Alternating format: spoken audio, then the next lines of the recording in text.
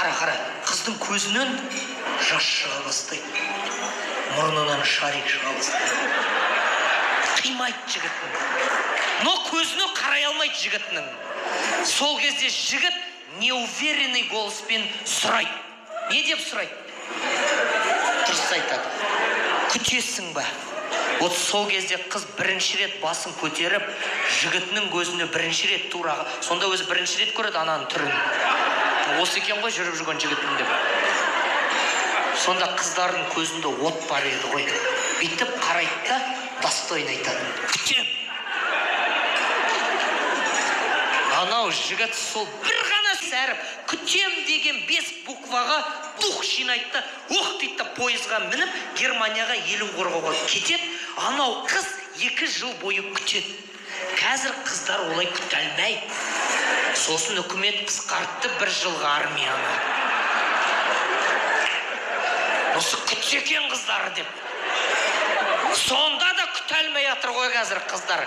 Қазір специально қыздарын күте алмайтын жігіттерге арнап, уже военкомат 1 айлық армия шығарып қойды. Бар, мен өтірік айтып жатқан жоқпын, бар. Балаларың барып келме. Кәдімгідей. Еще ол күшті, бүйтіп военкоматта алысқа кетпейсің, забордың әр жағына шағайттап жүресің. Бүйтіп қарап қойсың, күтіп жүрме, күтпей жүрме деп. 22 күн қалды, күтші деп. Вот, намыс деген осы. Ол кезде телефон, SMS жоқ қазіргі солдаттар ұқсап. Ол кезде казармада тығылып, мына жігіттер қыздарына хат жазатын, қарындаштың тұқылыменен гүлденген әлем, Қамарбектен Күлпашқа сәлем деп қояды. Анау қыз ответ жазады. Алая роза упала в грудь, милый Қамарбек, меня не забудь деп қояды. Не деген любовь, не деген... Сонда анау келген хатты жігіт күнді оқымай ұйықтамайды. 2 жыл соны оқиды. Қызына деген махаббат хоть за границу болса да күшейеді. Ана жақта қыздың махаббаты жігіт армияда болса да күшейеді. Уже бұлардың махаббаты армиядан бастап өмірі ажыраспайтындай махаббат болған міне сіздерде. Нағыз сапалы, нағыз качественный махаббат. Намыс деген осы деп білем міне. Мынандай ресторан керек жоқ ол кезде. Бірақ қана ресторан одноразовый палатка.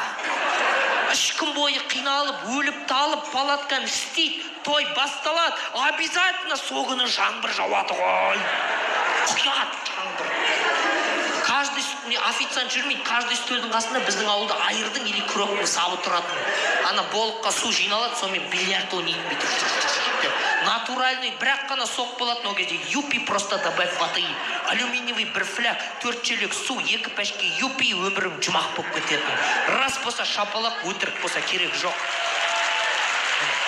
Ностальгия ма? Ностальгия. Ал ол кездің әндері қандай еді? Аға, әндеріңіз сіздер билеген қандай? Қазір қараш, чеп-чеп.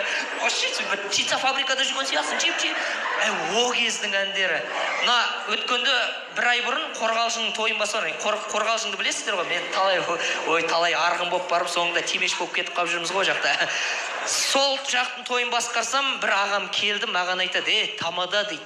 Сен мынау әндерді қоспа, сен біздің әндерді қос деді ғой маған. Қандай десем, біздің клубта билеген дейді. Айтсайшы енді аға, қандай десем, юмаху юмасоу дейді. Түсінгендер күліп атыр, шапалағын ұрып атыр. Сонымен айтайын дегенім, құрметті ағайындар, қазір бата сұрайық, бата. Содан кейін юмаху юмасоу қылайық. Дұрыс қой?